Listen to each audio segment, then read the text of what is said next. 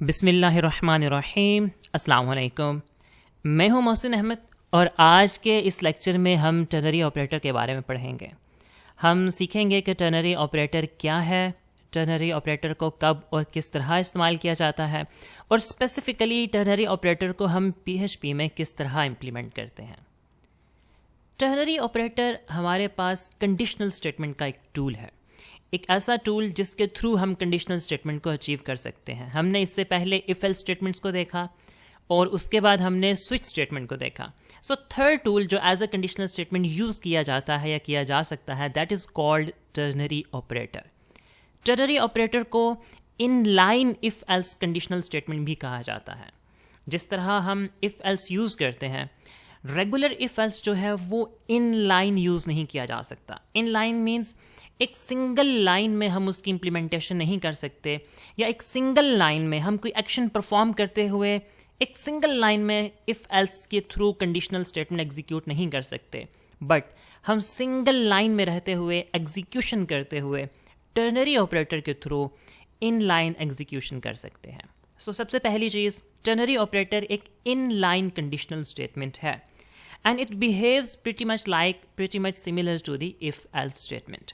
इसमें डिफरेंस ये है कि इफ़ एल्स में हमारे पास मल्टीपल एल्स इफ के ऑप्शंस होते हैं। जितने भी हम इम्प्लीमेंट करना चाहें हम उतने कर सकते हैं, बट टर्नरी ऑपरेटर में हमारे पास सिर्फ और सिर्फ दो ऑप्शन ही एग्जिस्ट करते हैं, या तो इफ़ कंडीशन या फिर हमारे पास एल्स पार्ट। इसमें एल्स इफ का स्ट्रक्चर एग्जिस्ट नहीं करता।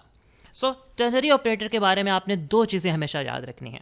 सबसे पहली बात, ये एक इनलाइन कंडीशनल स्टेटमेंट है, और दूसरी बात, ये हमेशा वहाँ यूज़ किया जाता है जहाँ हमारे पास बाइनरी ऑप्शंस हों या सिर्फ और सिर्फ दो ऑप्शंस एग्जिस्ट करते हैं और उन दोनों में से हमने कोई एक चीज़ चूज़ करनी हो on the base of certain criteria, वहाँ हम टर्नरी ऑपरेटर यूज़ कर सकते हैं।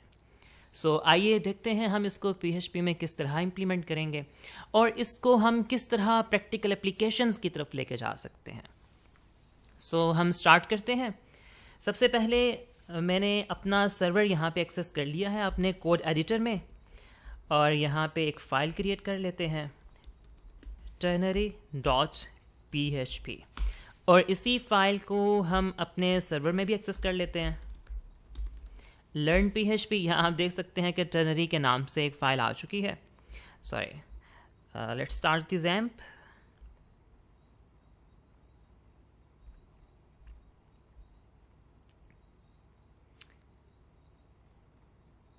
So you can see that XAMPP is successfully started. Let's refresh and there you go, ternary.php। इसको एक्सेस कर लेते हैं। So right now इसमें कोई कोड एग्जिस्ट नहीं करता, that's fine। हमें यहाँ पे PHP का स्ट्रक्चर क्रिएट करना है और उसके बाद हम आ जाएंगे टर्नरी ऑपरेटर की तरफ। सो टर्नरी ऑपरेटर को क्वेश्चन मार्क के थ्रू एक्सेस किया जाता है। टर्नरी ऑपरेटर को क्वेश्चन मार्क के थ्रू एक्सेस किया जाता है। फॉर एग्जाम्पल, अब आपके सामने एक एग्जाम्पल है जो कि AI ने जनरेट की है एंड दैट्स कॉल्ड एज 20 है। अब कोई भी यूज़र आपको आके अपनी एज बताएगा और आप उसको बता सकते हैं कि वो अडल्ट है या माइनर है, या you can say that either that specific person is adult और चाइल्ड। सो हम इसको फाइंड आउट कर सकते हैं और इसके लिए हमें एक क्राइटेरिया तो डिफ़ाइन करना होगा। क्राइटेरिया तो हम कंडीशंस जो होती हैं वो खुद ही डिफ़ाइन करते हैं।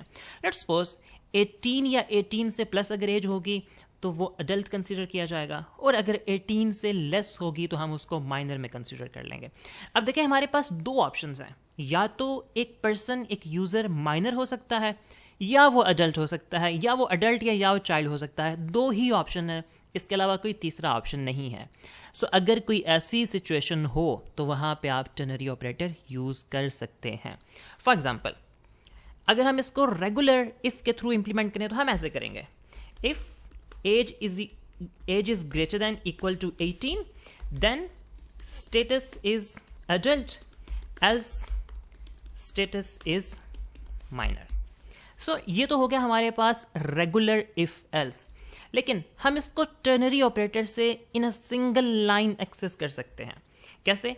सिर्फ ऐसे, स्टेटस इज इक्वल टू, अब यहां पे आएगी सबसे पहले condition, this is called condition. ये कंडीशन सिंपल भी हो सकती है और ये कंपाउंड कंडीशन भी हो सकती है, कम्प्लेक्स कंडीशन भी हो सकती है। आप यहाँ पे एंड, गेट और गेट्स बहुत कुछ यूज़ कर सकते हैं depending upon your choice, requirement and need. Condition के बाद यहाँ आप पुट करते हैं क्वेश्चन मार्क। क्वेश्चन मार्क के बाद आपके पास आता है ट्रू पार्ट और ट्रू रिजल्ट, और उसके बाद आप यहाँ पे कॉलन पुट करेंगे और उसके बाद आपके पास आ जाता है फॉल्स पार्ट। सो कंडीशन क्या है हमारी? कंडीशन है एज इज ग्रेटर देन और इक्वल टू 18। सो यहाँ पे लिख लेते हैं एज इज ग्रेटर देन और इक्वल टू 18। सो हमारा ट्रू रिजल्ट क्या है? अडल्ट। अब ये जो अडल्ट है ये यहाँ से ऑटोमेटिकली असाइन हो जाएगा स्टेटस को, और फॉल्स में हमारे पास क्या है? माइनर। सो अब यहाँ पे देखें, मैंने आपसे कहा था कि इन लाइन कंडीशनल स्टेटमेंट वो होती है कि आप एक एक्शन परफॉर्म करते हुए आप कंडीशन भी इंप्लीमेंट कर देते हैं। सो अब हमें यहाँ पे एक्शन क्या परफॉर्म करना है? एक्शन परफॉर्म करना है कि वेरिएबल को वैल्यू असाइन करनी है।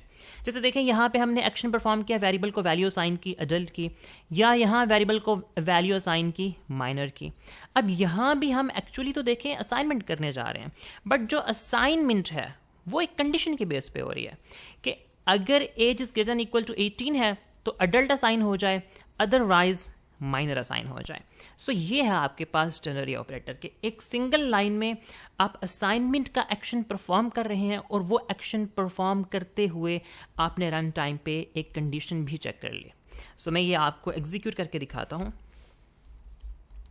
हम प्रिंट करते हैं स्टेटस को एंड यू विल सी कि हमारे पास अडल्ट लिखा हुआ आना चाहिए। Let's refresh and there you go.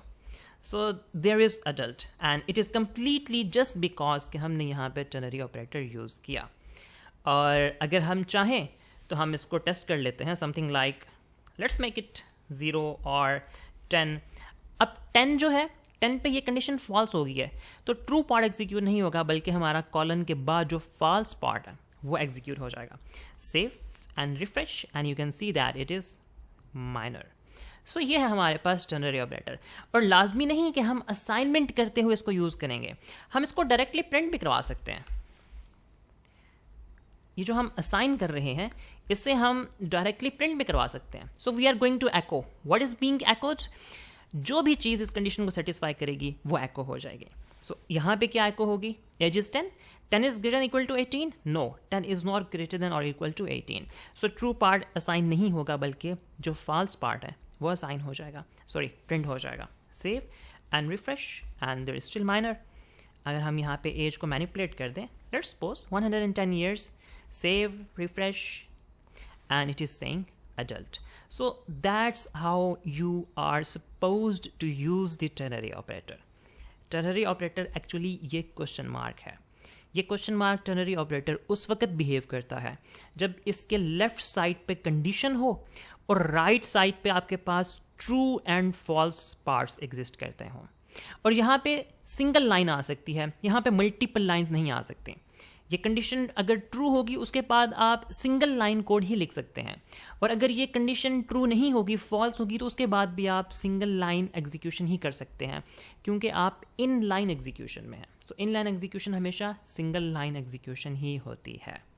So that's ternary operator. I hope कि टर्नरी ऑपरेटर आपको अच्छे से समझ आ गया होगा।